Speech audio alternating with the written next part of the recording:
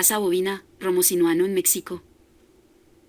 Romo sinuano en México, ¿cómo se comporta para poder garantizar la diversidad de las poblaciones bovinas? El manejo genético de los recursos pecuarios es de mucha importancia.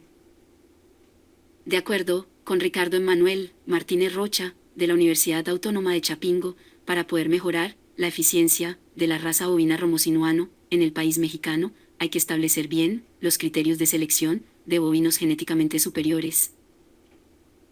Algo a resaltar es que la población de esta raza bovina en México es limitada, por lo que es de vital importancia tener los conocimientos necesarios sobre el tema de diversidad genética bovina y comportamiento productivo de la raza. Estos aspectos son de ayuda para lograr establecer un plan de acción adecuado para alcanzar los objetivos planteados sobre esta raza.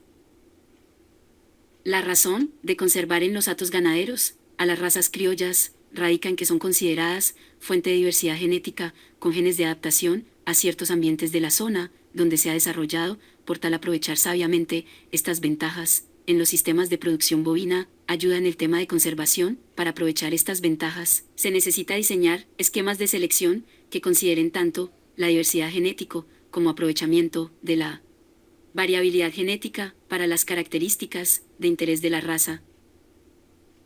El crecimiento reproductivo y comportamiento de esta raza bovina en condiciones del trópico, con alimentación a base de pastoreo. Las hembras de la raza Romo sinuano presentan una tasa de crecimiento lenta, razón por la cual es considerada una raza de porte pequeño o mediana. Un dato que sobresale en esta raza es la eficiencia reproductiva, tomando en cuenta las restricciones ambientales y genotipos disponibles en las zonas del trópico. La actividad reproductiva de las hembras de esta raza mejora cuando presentan mayor porcentaje de peso maduro y los partos se dan en la temporada de lluvias. Algo a resaltar es que las hembras de esta raza con menor tamaño maduro presentan el primer parto más temprano que las vacas más pesadas.